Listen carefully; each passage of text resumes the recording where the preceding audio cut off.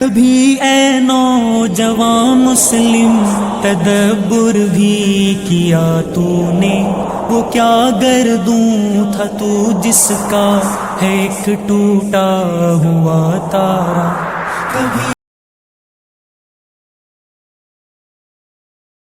بسم اللہ الرحمن الرحیم. الحمد للہ وکفى وسلام علی عباده الذین اصطفى. اما بعد، اعوذ باللہ من الشیطان الرجیم. بسم اللہ الرحمن الرحیم. فصل لربک وانحر ان شانئک هو الابتر. وقال رسول اللہ صلی اللہ علیہ وسلم: من وجد سعة ان يضحی فلم يضحی فلا يقربن مصلانا. صدق اللہ العظیم وصدق رسولہ النبی الکریم. اللہم صلی علی سیدنا محمد وعلی آل سیدنا محمد وبارک وسلم. محترم بھائیوں بزرگوں، ذی قعدہ کا مہینہ چل رہا ہے. آج اس کی 24 تاریخ ہے. آنے والا جو ہفتہ ہے بدھ کے دن چاند دکھ جائے گا ذی الحجہ کا، اور جمعرات کو ذی الحجہ کی پہلی تاریخ ہوگی انشاءاللہ تعالی، اور 7 جون کو بقرہ عید ہوگی انشاءاللہ تعالی. آپ لوگ کہیں گے بھوشواڑی دے رہے ہیں. نہیں، یہ پوری تحقیق سامنے آ چکی ہے، اس لیے اس کو آپ کے سامنے پیش کر رہے ہیں. ذی الحجہ کا جب مہینہ شروع ہوتا ہے تو کچھ احکام شریعت کی طرف سے امت مسلمہ کے لیے لاگو ہوتے ہیں. کچھ چیزیں تو لازم اور واجب ہیں، اور کچھ نفل ہیں، مستحب ہیں، سنت ہیں. جیسے پہلا حکم یہ کہ آپ صلی اللہ علیہ وسلم نے ارشاد فرمایا کہ جیسے ہی ذی الحجہ کا چاند نظر آئے، جو شخص قربانی کا ارادہ رکھتا ہے وہ بال اور ناخن نہ کاٹے جب تک قربانی نہ کر لے. تو چونکہ ذی الحجہ کا چاند اسی ہفتے میں نظر آ جائے گا، تو ہم نے یہ سوچا کہ ابھی ہی آپ کے سامنے وہ باتیں پیش کر دی جائیں تاکہ عمل کرنے میں آسانی رہے. پہلا کام یہ ہوتا ہے کہ بال اور ناخن یہ سب ذی الحجہ سے پہلے ہی کاٹ لیے جائیں، صفائی ستھرائی کر لی جائے، تاکہ جب مہینہ شروع ہو تو شریعت کا جو حکم ہے، آپ صلی اللہ علیہ وسلم کی جو تعلیم ہے، اس پر ہمارا عمل ہو اور پھر کوئی ٹینشن نہ رہے. تو ایک حکم یہ ہوتا ہے. دوسرا حکم یہ کہ نبی اکرم صلی اللہ علیہ وسلم بھی خود اہتمام فرماتے تھے، اور آپ نے اس کی تعلیم بھی دی ہے کہ 1 ذی الحجہ سے 9 ذی الحجہ تک روزہ رکھنا. آپ صلی اللہ علیہ وسلم بھی رکھتے تھے، اور آپ نے فرمایا کہ اللہ کے نزدیک ان 10 دنوں میں جو بھی عبادتیں کی جاتی ہیں وہ بہت زیادہ پسندیدہ ہیں دوسرے دنوں کے مقابلے میں. تو آپ روزے کا اہتمام فرماتے تھے، 9 روزے رکھتے تھے آپ صلی اللہ علیہ وسلم. تو ہمیں چاہیے کہ ہم بھی رکھیں، یا اگر ہمارے ذمے میں قضا روزے ہیں تو قضا ہی کر لیں، لیکن نیت ایک ہی ہوگی. یا تو آپ نفل کی نیت سے رکھیں روزہ، یا تو قضا کی نیت سے رکھیں. ایسا نہیں ہو سکتا ہے کہ آپ 2 نیتیں کر لیں. وہ نفل نماز میں کئی نیتوں کو جمع کر سکتے ہیں. وہ نفل نماز کا مسئلہ الگ ہے کہ مان لیجئے کوئی 2 رکعت نفل نماز پڑھتا ہے، اس میں صلاۃ التوبہ کی نیت کر لے، صلاۃ الحاجت کی نیت کر لے، شکرانے کی نیت کر لے. کئی نیتیں نفل نماز میں کر سکتے ہیں آپ، لیکن نفل روزے میں نہیں. نفل روزہ ہے تو نفل روزہ ہوگا، اور اگر واجب ہے تو واجب ہوگا. فرض کی قضا کی نیت کر رہے ہیں تو قضا کی نیت ہوگی، ایک ہی نیت ہوگی، اس میں کئی نیتیں نہیں ہو سکتی.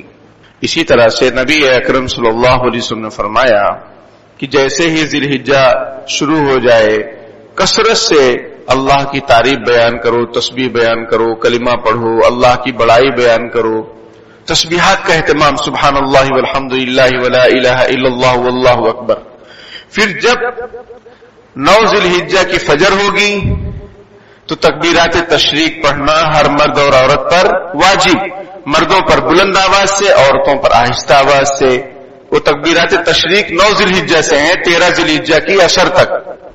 اس کا مسئلہ الگ، وہ انشاءاللہ سمجھائیں گے آئندہ ہفتے.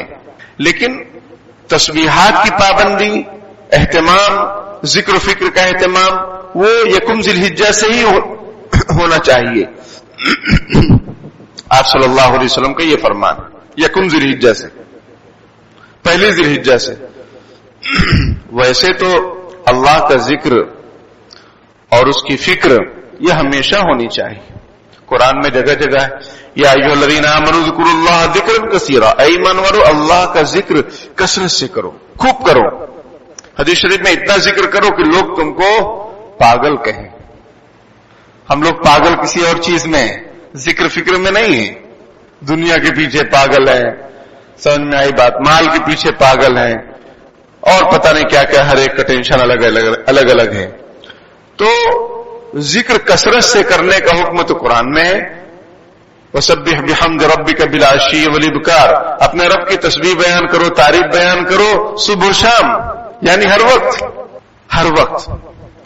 لیکن اہتمام کے ساتھ ذی الحجہ کا جب مہینہ شروع ہو جائے تو پھر سبحان اللہ والحمد للہ، آپ صلی اللہ علیہ وسلم فرمائے اکثروا من التسبیح والتحلیل والتکبیر، کہ کثرت سے تسبیح پڑھو، یعنی سبحان اللہ پڑھو، لا الہ الا اللہ پڑھو، اللہ اکبر پڑھو، یعنی یہی تیسرا کلمہ سبحان اللہ والحمد للہ ولا الہ الا اللہ واللہ اکبر. تحمید یعنی اللہ کی حمد بیان کرو، یعنی الحمدللہ پڑھو. تو اس کا اہتمام کرنا چاہیے، جیسے ہی چاند دکھ جائے تب سے شروع کر دینا چاہیے. سوال یہ ہے کہ کچھ اللہ کے بندے، خوش نصیب بندے حج کرنے جا رہے ہیں تو وہ حج تمتع کرتے ہیں. اکثر حج تمتع کا مطلب یہ ہے کہ آدمی اپنے وطن سے عمرے کا احرام باندھے، وہاں جا کر عمرہ کرے، اور پھر احرام کی پابندیوں سے آزاد ہو جائے، اور پھر جب حج کا موقع آئے تو حج کا احرام الگ سے باندھے. اس کو حج تمتع کہتے ہیں. تو جو بندے یہاں سے جائیں گے اور وہ عمرہ کریں گے تو عمرہ کرنے کے بعد احرام کی پابندیوں سے باہر نکلنے کے لیے لازم ہے کہ سر کے بال کٹائیں، مرد بھی عورت بھی. یا مرد ہے تو اگر چھوٹے چھوٹے بال ہیں تو حلق کرائے، اور عورتوں کے جو بال بڑے ہوتے ہیں تو ایک پورے کے برابر، یہ انگلی کا ایک حصہ جو اتنا بال پورا ان کا کاٹنا پڑتا ہے عورتوں کا. تو حدیث شریف میں ہے کہ جو قربانی کا ارادہ رکھتا ہو تو وہ بال اور ناخن نہ کاٹے. تو ان کے لیے کیا مسئلہ ہے؟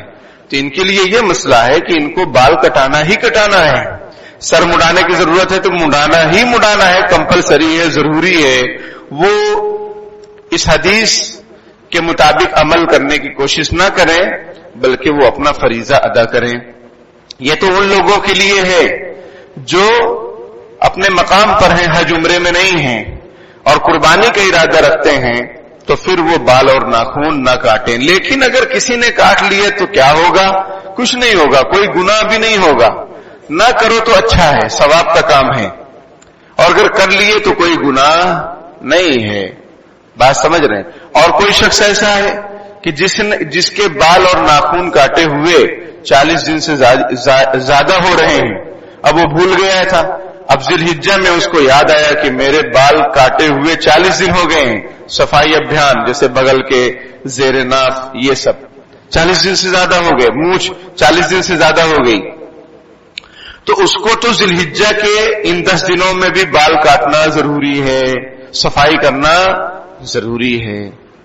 اس لیے ہم نے کہا کہ بھائی چاند دکھنے سے پہلے اپنے آپ کو مینٹین کر لو. اسی طریقے سے تسبیحات، اللہ کے ذکر فکر کا خوب اہتمام.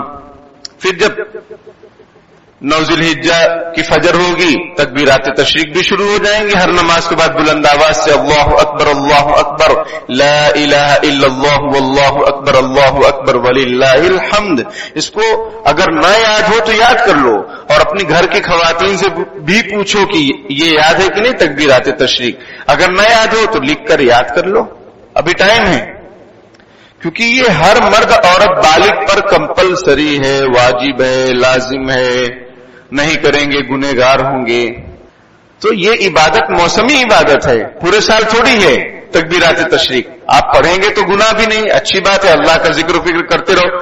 لیکن خاص موقع پر نماز کے بعد زور سے بلند آواز سے 5 دن ہے بس، تو یاد ہونا ضروری ہے. خواتین کی بھی فکر کیجیے. آپ کی بچیاں اگر بالغ ہو گئی ان سے بھی پوچھو کہ یہ تکبیرات تشریق آتی ہے کہ نہیں، آتی ہے کہ جاتی ہے، ان سے پوچھو. نہ یاد ہو تو یاد کرواؤ. روزوں کا اہتمام کرو، ٹھیک ہے. اسی طریقے سے اللہ کے ذکر فکر کا اہتمام. چوتھی چیز کیا ہے؟ عرفہ کا روزہ. وہ انشاءاللہ آئندہ ہفتے اس کو ذکر کریں گے. وہ 9 ذی الحجہ کو روزہ رکھنا ہوتا ہے. پانچویں چیز کیا ہے؟ قربانی.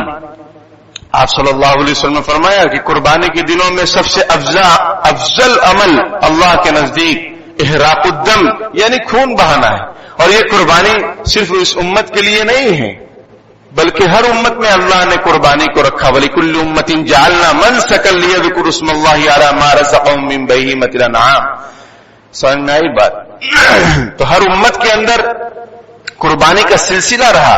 پھر حضرت ابراہیم علیہ السلام کے زمانے میں حضرت ابراہیم علیہ السلام کے ساتھ جو واقعہ پیش آیا, ان کے بیٹے حضرت اسماعیل علیہ السلام کا جو واقعہ پیش آیا کہ وہ اپنے بیٹے کو ذبح کرتے ہوئے دیکھ رہے ہیں, اور نبی کا خواب بھی حجت ہوتا ہے, دلیل ہوتا ہے. تو اس کے لیے وہ پرعزم ہو گئے, بیٹا بھی پرعزم ہو گیا کہ ابا یا ابت افعل ما تؤمر ستجدنی انشاءاللہ من الصابرین. آپ جو خواب میں دیکھ رہے ہیں وہ کر گزریے, انشاءاللہ آپ مجھے صبر کرنے والا پائیں گے. اب باپ بیٹے جا رہے ہیں, بیٹا قربان کرنے کے لیے جا رہا ہے, ذبح کرنے کے لیے جا رہا ہے اپنے بیٹے کو. قرآن ذکر کرتا ہے فلما اسلما وتلہ للجبین, جب وہ دونوں نے اپنے آپ کو سپرد کر دیا اللہ کے حوالے. اسلام کا معنی ہے سپردن, یعنی اپنے آپ کو سرنڈر کر دینا, سر تسلیم. خم ہے جو مزاج یار میں آئے, اللہ کو جو پسند ہے اس کے لیے اپنے آپ کو مٹا دینا, قربان کر دینا. شاعر کہتا ہے نا کہ مٹا دے اپنے ہستی کو اگر کچھ مرتبہ چاہے کہ دانا خاک میں مل کر گل و گلزار ہوتا ہے. اس زمانے میں اور ہر زمانے میں رہا ہے, بلکہ حضرت آدم علیہ السلام کی جیسے ہی پیدائش اللہ نے کی اور ان کو بنایا اور روح پھونکی اور فرمایا وَإِذْ قُلْنَا لِلْمَلَائِكَةِ اسْجُدُوا لِآدَمَ فَسَجَدُوا إِلَّا إِبْلِيسَ. ابلیس نے سجدہ نہیں کیا. تو ہر زمانے میں ہر موقع پر ایک بہت بڑا مسئلہ رہا ہے انا کا. انا, آئی ایم سم تھنگ, میں کچھ ہوں, میں بہت اچھا ہوں, میری رائے بہت اچھی ہے, میری سوچ بہت اچھی ہے, میری فکر بہت اچھی ہے, یعنی اپنے بارے میں اچھا اچھا اچھا اچھا گمان کرنا. حالانکہ ہم کیا ہیں, ہم جانتے ہیں اللہ کے کتنے فرما بردار ہیں. سمجھ میں آئی بات؟ چوریاں آنکھوں کے اور سینوں کے راز, چوریاں آنکھوں کی اور سینوں کے راز, جانتا ہے سب کو تو اے بے نیاز. یعنی اے اللہ آپ سب جانتے ہیں. سمجھ میں آئی بات؟ ہم کیسے ہم جانتے ہیں لیکن دھوکے میں, یعنی اپنے آپ کو زبردستی اچھا سمجھ رہے ہیں. تو یہ خطرناک چیز ہے. تو اس کو فنا کرنا ہے. اسلمہ کا مطلب اپنے آپ کو حوالے کر دینا. مردہ بدست سے زندہ. مرحوم کہتا ہے کہ پانی نہ ڈالو, ارے بھائی گرم پانی ہے. مرحوم کہتا ہے کچھ, مردہ بدست سے زندہ. یہ کیفیت جب تک امت کے اندر نہیں آئے گی, کیفیت کہاں لانی ہے؟ شاگرد استاد کے سامنے, عوام اپنے علماء کے سامنے, چھوٹا اپنے بڑے کے سامنے, اولاد اپنے ماں باپ کے سامنے, یعنی اپنے بڑوں کے سامنے. جب تک ہم اپنے آپ کو مٹائیں گے نہیں, اور بندہ اپنے خالق اور مالک کے سامنے, اللہ کے سامنے. اسلمہ کا مطلب یہ ہے کہ اس کا اسلمہ کا ترجمہ آپ کیا کریں گے؟ وہ دونوں اسلام لائے. ارے بھائی وہ تو کون ہے؟ نبی ہیں. اور حضرت اسماعیل علیہ السلام کون ہے؟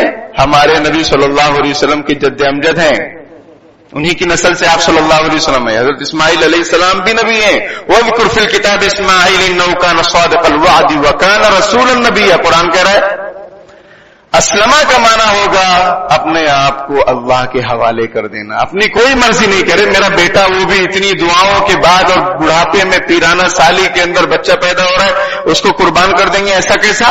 آج اگر اللہ ہم سب کی حفاظت فرمائے, ہماری نسلوں کی حفاظت فرمائے, کسی کے بچے کا انتقال ہو جائے تو وہ ایک دم ناراض جیسا ہو جاتا ہے, تقدیر پر شکوہ کرنے لگتا ہے, صبر جمیل نہیں کرتا ہے. صبر جمیل کا مطلب ہوتا ہے وہ صبر جس میں شکایت نہ ہو. آپ صلی اللہ علیہ وسلم فرمایا. یعقوب علیہ السلام نے کیا فرمایا جب یوسف علیہ السلام گم ہو گئے تو فصبر جمیل واللہ المستعان وعلی ما تصفون, کہ میں صبر جمیل کرتا ہوں اور اللہ سے مدد مانگتا ہوں. جو تم کچھ کہتے ہو کہ بھیڑیا آیا کھا گیا, یہ دنیا بھر کی باتیں, میں اس کو اللہ کے حوالے کرتا ہوں, اللہ سے مدد مانگتا ہوں اور صبر جمیل اختیار کرتا ہوں. کوئی شکایت نہیں کرتا کہ اللہ میرا ایک بیٹا اتنا چاہیے تھا, یوسف کہاں گم ہو گئے, میں آپ کا نبی ہوں. ایسا کچھ نہیں ہے. بات سمجھ رہے ہیں؟ جو نبی ہوتے ہیں, رسول ہوتے ہیں, اسی طریقے سے جو اللہ والے ہوتے ہیں, جن کو اللہ کی معرفت ہوتی ہے, پہچان ہوتی ہے, وہ اللہ کے ہر حکم کے سامنے اپنے آپ کو بچھا دیتے ہیں، اپنے آپ کو مکمل طور پر اللہ کے حوالے کر دیتے ہیں۔ اسلمہ کا ترجمہ یہ وَتَلَّهُ لِلْجَبِينِ، اور پیشانی کو زمین کی طرف کر دیا، کیونکہ چہرہ دکھ رہا ہے اور یہاں چھری چلانے سے چہرہ نظر آئے گا، آنسو نکل آئیں گے اور محبت جاگ اٹھے گی۔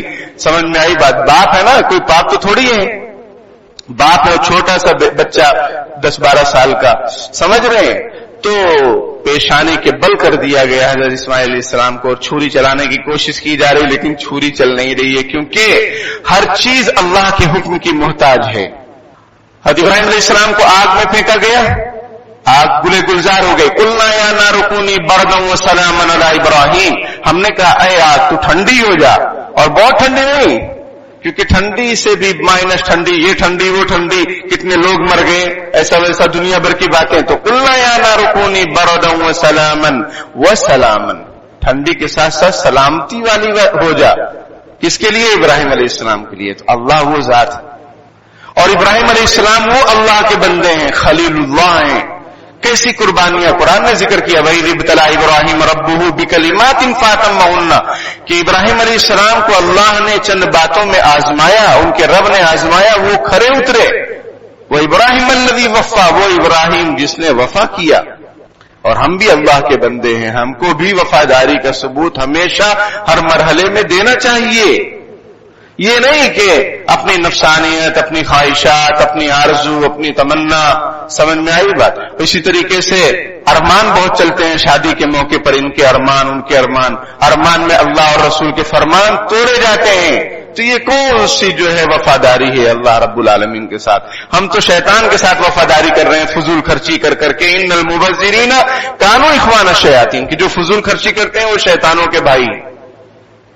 کتنی فضول خرچی ہوتی ہے شادیوں کے موقع پر، اور فضول خرچی ہو رہی ہے نشے کے چکر میں۔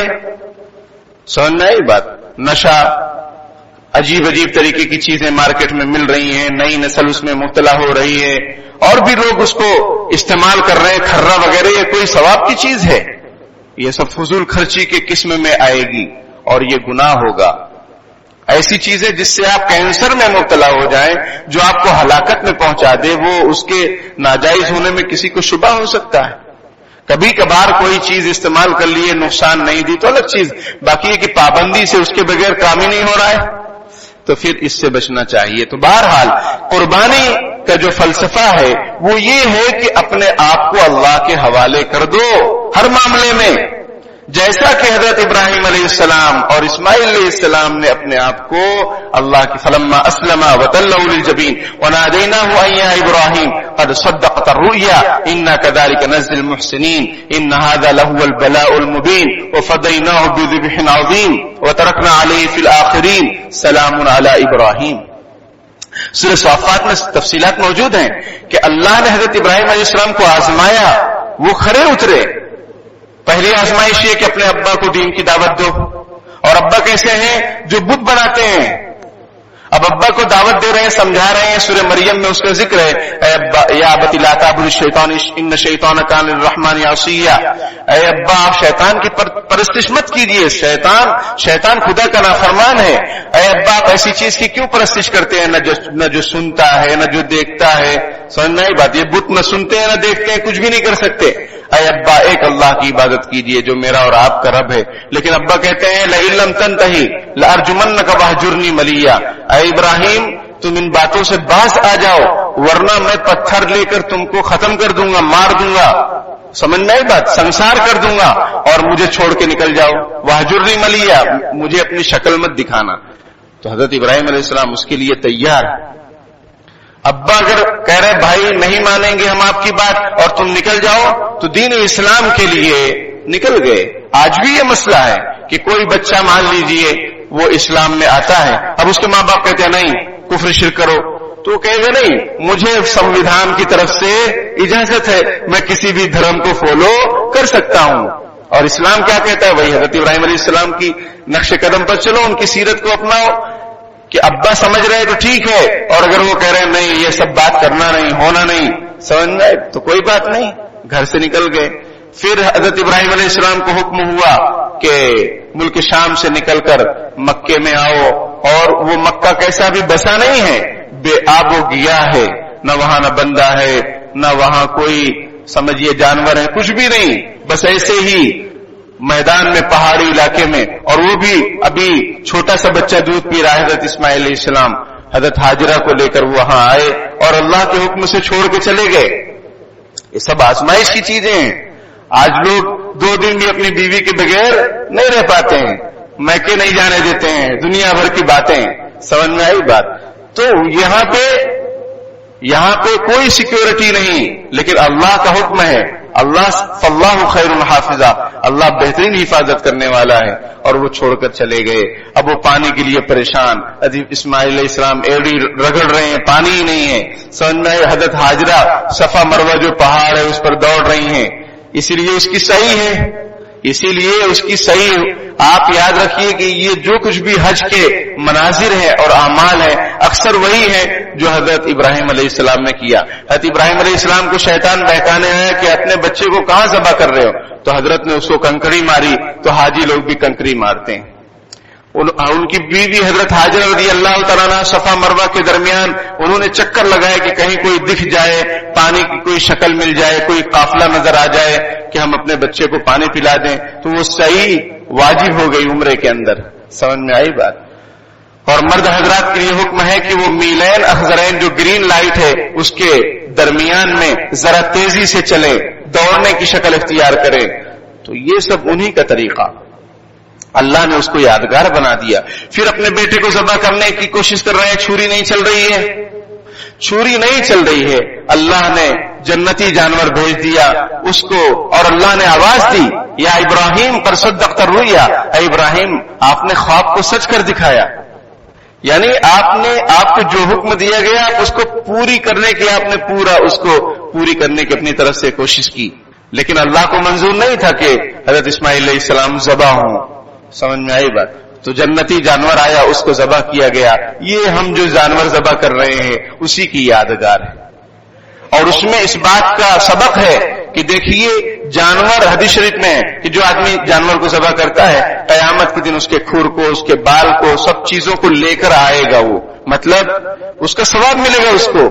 دوسرا مطلب کہ آدمی خود اپنے بارے میں سوچے کہ جیسے یہ جانور اللہ کے لیے قربان ہو رہا ہے، میں اللہ کے دین کے لیے، اللہ کی شریعت کے لیے، نبی اکرم صلی اللہ علیہ وسلم کی لائی ہوئی تعلیمات کے لیے، نبی اکرم صلی اللہ علیہ وسلم کی سنتوں کے لیے میں بھی اس جانور کی طرح قربان ہونے کو تیار ہوں۔ یہ نہیں کہ کھاؤ پیو مست رہو، ارے بھائی کھانا پینا تو ہے ہی، وہ تو ملے گا ہی، وہ تو کھانا ہی ہے، لیکن اپنے جذبات کو اچھے کیجئے، قربانی کے فلسفے کو سمجھیے کہ سر تسلیم خم ہے جو مزاج یار میں آئے، اللہ کا جو حکم جس وقت ہو اسی حکم کو فالو کرنا یہ قربانی ہے، اسی حکم کے مطابق چلنا یہ قربانی ہے۔ انتقال ہو گیا، قبرستان میں خبر دو کہ بھائی سنت کے مطابق قبر بنانا، سنت کے مطابق قبر بنانا، یہ نہیں کہ ہمارا خاندان ہے تو یہی دفن کریں گے چاہے وہ گڑھا کھودنا پڑے، نہیں، خاندان قربان، سنت کے مطابق قبر بنے گی، چاہے دوسری جگہ جو مسجد کے آگے جو جگہیں خالی ہیں وہاں پر جا کر قبر بنائیں گے، لیکن ہماری خود کی قبر یا ہمارے خاندان کی کسی کی قبر ہم خلاف سنت گڑھا کھودنے کے لیے تیار نہیں۔ یہ جذبہ ہونا چاہیے، یہ مثال فور ایگزامپل کیوں ہے؟ تاکہ اس پر عمل ہو، کیونکہ ابھی بھی میں یہ دیکھتا ہوں اور سنتا ہوں کہ بس یہاں ہمارا خاندان ہے، جیسے بھی قبر بنا دو، اور اس سنت کے مطابق بنانے میں وہ جو کمپنی ہے وہ کہتی ہے جگہ زیادہ چاہیے، اور ہم کہتے ہیں جگہ زیادہ نہیں ہے، یہی خاندان ہے تو یہی دفن کر دو چاہے گڑھا ہی ہو۔ بات سمجھ رہے؟ گڑھا بھی قبر ہے لیکن وہ خلاف سنت ہے۔ وہ گڑھا میں اس لیے کہتا ہوں کہ آپ کے دل میں ذرا نفرت تو آئے، ذرا احساس تو پیدا ہو کہ بھئی قبر ہوتی ہے، گڑھا ہوتا ہے، ورنہ جو آدمی انتقال جہاں کر گیا، مان لو سمندر میں انتقال کر گیا تو اس کا مسئلہ یہ ہے کہ اس کو سمندر میں ہی ڈال دو، تو وہی اس کی قبر ہے۔ اب وہاں کہاں قبر کھودنے جائیں گے؟ سمندر میں، یہ شریعت کا قانون ہے۔ لیکن جو ہمیں اللہ نے موقع دیا، ہم سمندر میں تو انتقال نہیں کر رہے، کنان ندی میں انتقال نہیں ہو رہا، اگر ہو بھی جائے تو بھی قبر بننے کا چانس ہے، تو سنت کے مطابق بناؤ نا بھائی۔ شادی بیاہ کا موقع ہے، جو شریعت کا حکم ہے اسی کو فالو کریں گے. لڑکی والوں کا کھانا سنت نہیں ہے, نہ لیں گے نہ دیں گے. شادی کرنا ہو کرو, ورنہ پتلی گلی سے نکل لو. اپنے یہاں تو پتلی گلی مشہور ہے. اپنے یہاں کی گلیاں کیسی ہیں؟ پتلی ہیں, قبضہ مار مار کے, قبضہ مار مار کے, قبضہ مار مار کے. یہ سب ناجائز اور حرام ہے. اور اتی کرمن منڈلا رہا ہے, اتی کرمن منڈلا رہا ہے. ہوش میں نہیں آئیں گے, گھر ٹوٹیں گے, پھر کوئی دعا یہاں سے نہیں ہوگی. دعا خود ہی کرو. ایک تو آپ ظالمانہ قبضہ کرتے ہو, اس کی دعا یہاں سے ہوگی کہ اللہ مسلمانوں گھر ٹوٹ گیا. ایک بزرگ فرماتے ہیں, بعض مرتبہ موقع رزما صاحب الہ آبادی دعوت برکاتہ, میں نے اپنے کانوں سنا, حضرت فرماتے ہیں کہ کبھی کبھی کسی کے لیے دعا کرنے میں بھی ڈر لگتا ہے کہ پتہ نہیں اس کا معاملہ اللہ کے ساتھ کیا ہے. سمجھ میں, آپ کسی مجرم کی سفارش کرنے جائیں گے کورٹ کچہری میں تو آپ کو اچھا سمجھا جائے گا؟ آپ بتاؤ ذرا. تو حضرت یہ فرماتے ہیں, تو یہ ہم ناجائز قبضہ کریں, نالے کو اپنے انڈر میں لے لیں. سمجھ میں آئی بات؟ اور پتہ نہیں کیا کیا اچھی طریقے سے آپ سمجھتے ہیں, مجھے سمجھانے کی 1% ضرورت نہیں ہے. اب پھر اتی کرما آئے گا تو پھر توڑو اور جاؤ دوسری جگہ ٹینٹ باندھ کر رہو قبرستان کے پاس. تو یہ سب کرنے کی ضرورت کیا ہے؟ کیا ہمارے دین میں یہی تعلیم دی گئی ہے کہ ناجائز قبضہ کرو؟ بھائی جتنی چادر اتنا پیر پھیلاؤ. خواہ دوسروں کی زمینوں پر ناجائز قبضہ کر کے آپ کہاں جائیں گے؟ قبر میں جانا ہے کہ نہیں جانا ہے؟ تو بہرحال تو میرے بھائیوں, جس وقت کا جو حکم ہو اس کو فالو کیجئے. یہی قربانی کا فلسفہ ہے. گوشت فری میں اللہ میاں دے رہے ہیں, اللہ کی طرف سے مہمانی ہے. سمجھ میں آئی؟ اسی لیے مسئلہ ہے کہ ایام تشریق کے دن میں روزہ رکھنا حرام. کیوں؟ اس لیے کہ یہ گوشت کھانے کے دن ہے. یہ شریعت کی تعلیم ہے, آپ صلی اللہ علیہ وسلم کی تعلیم. حضرت شیخ زکریا رحمۃ اللہ فرماتے ہیں کہ قربانی کے دنوں میں خوب کھاؤ, کوئی بدہضمی نہیں ہوگی. لیکن ہم لوگ سوچ سمجھ کے کھائیں. ان لوگ کا کھانا سادگی والا ہوتا تھا, بہت اس میں لال مرچ ہری مرچ نہیں ہوتی تھی, کالی مرچ کا استعمال ہوتا تھا, وغیرہ وغیرہ. آج کل تو ایسے ایسے مسالے آ رہے ہیں کہ ستیاناش ہو رہا ہے. سمجھ میں آئی بات؟ تو میرے بھائیوں, اللہ تو پھر ایسے ہی کھلا دے رہے ہیں, لیکن ہمارے دل کا کیا, جذبات کا کیا, ایمان میں اضافے کا کیا؟ تو اس لیے قربانی کے دنوں میں سب سے افضل کام قربانی ہے.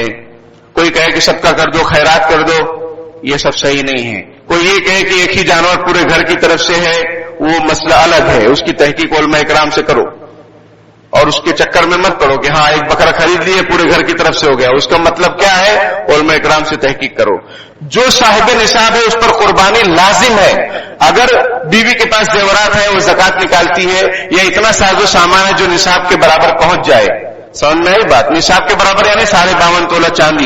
52.5 تولہ چاندی کی قیمت مارکیٹ میں معلوم کر لو 40-45 ہزار روپے ہوگی. اتنا اگر آپ کے پاس پیسہ ہے, سونا چاندی ہے, چاہے سال گزرا ہو یا نہ گزرا ہو, زکات کے مسائل الگ ہیں, اس کے مسائل الگ ہیں. ایک آدمی ہے بہت غریب ہے, اس کے 2 مکان ہیں, ایک میں رہتا ہے, ایک میں سے کرایہ آتا ہے, زکات وقت نہیں دیتا ہے, لیکن اس پر قربانی واجب ہے. کیوں؟ رہنے کے لیے اس کے پاس مکان ہے اور دوسرا مکان ایکسٹرا ہے, اس کی قیمت مارکیٹ میں معلوم کی جائے گی تو 5 لاکھ 10 لاکھ, تو اس پر قربانی واجب ہے. اس پر صدقہ فطر واجب ہے. اگرچہ یہ زکات نہیں دیتا, وہ ایک الگ مسئلہ ہے. یہ سمجھو, یہ غلط فہمی جیسے نکال دو کہ جو زکات جس پر واجب نہیں ہے اس پر قربانی بھی واجب نہیں ہے. ایسا نہیں ہے. زکات کے مسائل الگ ہیں اور قربانی اور عید الفطر کے مسائل الگ ہیں. تو جو شخص بھی صاحب نصاب ہے, جس کے پاس 52.5 تولہ چاندی کے برابر روپیہ پیسہ ہو یا زمین جائیداد ہو, ایک آدمی نے پلاٹ رکھا ہے ایسے ہی, اس میں تجارت کی نیت نہیں ہے تو اس پر زکات نہیں, لیکن اس پر قربانی واجب ہوگی. ضرورت سے زائد گھر رہنے کے لیے ہے, اس کے پاس کرایہ سے تو بھی رہ رہا ہے نا آرام سے سکون سے, وہ پلاٹ کی قیمت دیکھو تو بہت زیادہ, اس پر قربانی واجب ہے, اس پر قربانی واجب ہے. اور میرے بھائیوں, قربانی کے سلسلے میں جانوروں کی برابر تحقیق کرو. یہ نہیں کبھی ایک صاحب نے مسئلہ پوچھا کہ وہ بڑا جانور جو ہے اگر 1 سال 6-7 مہینے کا ہو تو چلے گا. میں نے کہا 1 دن بھی کم نہیں ہونا چاہیے, 2 سال مکمل کا ہونا چاہیے بڑا جانور, اور چھوٹا جانور جیسے بکرا ہے وہ 1 سال کا مکمل ہونا چاہیے. اسلامی اعتبار سے, اسلامی سال کے حساب سے 1 دن بھی کم ہوگا قربانی صحیح نہیں ہوگی. اور حصے وغیرہ جو لینے کا سسٹم ہے اس کی خوب تحقیق کرو, خوب معلوم کرو, ہو سکے تو اپنے سامنے کرواؤ. یہ نہیں کہ حصہ لے رہے ہیں, اب وہ پتہ نہیں کیا ہو رہا ہے, حصے میں قصہ ہو رہا ہے, تو پھر قربانی آپ کی صحیح نہیں ہوگی. خوب تحقیق کرو. سامان لینے جاتے ہو کتنے تحقیق کرتے ہو، کون سی کمپنی ہے، کیا ہے، دنیا بھر کا، سمجھ میں آئی بات؟ تو حصے لینے میں بھی خوب احتیاط سے اور تحقیق سے کام لو. اللہ تعالیٰ کہنے سننے سے زیادہ عمل کی توفیق عطا فرمائے. آمین وآخر دعوانا الحمدللہ رب العالمین. بسم اللہ الرحمن الرحیم. اللهم لك الحمد كله ولك الشكر كله وإليك يرجع الأمر كله. اللهم لا أحصي ثناء عليك أنت كما أثنيت على نفسك. رب اغفر وارحم وأنت خير الراحمين. اللهم صل على سيدنا محمد وعلى آل سيدنا مولانا محمد وبارك وسلم. رب ارحمهما كما ربياني صغيرا. ربنا آتنا في الدنيا حسنة وفي الآخرة حسنة وقنا عذاب النار. ربنا اغفر لي ولوالدي وللمؤمنين يوم يقوم الحساب. دار اللہ ہمارے گناہوں کو معاف فرما، ہماری خطاؤں سے درگزر فرما، اعمال صالحہ کی توفیق عطا فرما، ہر برے کام سے ہماری حفاظت فرما، برے دن سے، بری رات سے، بری بات سے، برے خاتمے سے ہماری حفاظت فرما، خاتمہ بالخیر نصیب فرما، کلمے والی شہادت والی مقبول موت نصیب فرما، خیر و عافیت والی زندگی نصیب فرما، زندگی برائے بندگی نصیب فرما. پیارے اللہ، ہر طرح کی غفلت سے، علت سے، قلت سے، ذلت سے ہماری پوری امت مسلمہ کی حفاظت فرما. پیارے اللہ، جو بیمار ہیں ان کو شفائے کاملہ عاجلہ مستمرہ دائمہ نصیب فرما. جو مقروض ہیں غیب سے ان کے قرضوں کی ادائیگی کی شکلیں پیدا فرما. جو ناجائز قید و بند میں پکڑے ہوئے ہیں، جکڑے ہوئے ہیں، باعزت انہیں رہائی نصیب فرما. ہمارے مرحومین کی مغفرت فرما، ان کے درجات کو بلند فرما، ان کی قبروں کو نور سے منور فرما. ہم سب کو مرنا ہے، موت سے پہلے موت کی تیاری کرنے کی توفیق عطا فرما.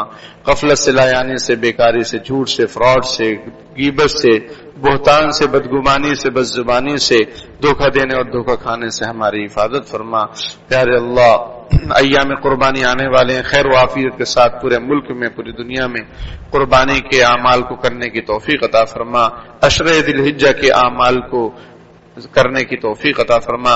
نبی اکرم صلی اللہ علیہ وسلم کی جو تعلیمات ہیں اس پر پورے طور پر کھرا اترنے اور عمل کرنے اور وفاداری کا ثبوت دینے کی توفیق عطا فرما. پیارے اللہ، ہر طرح کی غفلت سے، ہر طرح کی بیکاری سے ہماری حفاظت فرما. خلاف سنت، خلاف شریعت کاموں سے ہماری حفاظت فرما. آپ صلی اللہ علیہ وسلم کی ایک سنت کو زندہ کرنے والا بنا. آپ صلی اللہ علیہ وسلم کی تعلیمات کو پوری دنیا میں عام کرنے والا بنا. پیارے اللہ، حاجی حج کرنے جا رہے ہیں، ان کے حج کو قبول فرما. آنا جانا خیر و عافیت سے فرما. ہر طرح کی بیماریوں سے، تکلیفوں سے، حادثوں سے ان کی حفاظت فرما. ہم سب کو وہاں کی مقبول حاضری بار بار نصیب فرما. پیارے اللہ، ہمارے تینوں حرم پاک کی حفاظت فرما. مسجد اقصی کی حفاظت فرما. فلسطین، غزہ، ملک شام کی مدد فرما. پیارے اللہ، غزہ میں لوگ بھوکے پیاسے تڑپ رہے ہیں. پیارے اللہ، اپنے فضل و کرم سے ان کی مدد فرما، غیب سے ان کا انتظام فرما. مسلم ممالک کو ہدایت عطا فرما.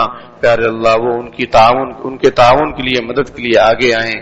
پیارے اللہ، ہمارے حکمرانوں کو ایسی ہدایت نصیب فرما. پیارے اللہ، ہمارے اس وطن عزیز کی حفاظت فرما، اس کی سرحدوں کی حفاظت فرما. اندرونی بیرونی دشمنوں سے ہمارے اس وطن عزیز کی حفاظت فرما. پیارے اللہ، جو پریشانیاں ہیں، تکالیف ہیں، لوگ مبتلا ہیں، پیارے اللہ اپنے فضل و کرم سے اس کو دور فرما. ہر طرح کے حادثات سے حفاظت فرما. جزا اللہ عنا محمدا صلی اللہ علیہ وسلم ما هو اہلہ برحمتک یا ارحم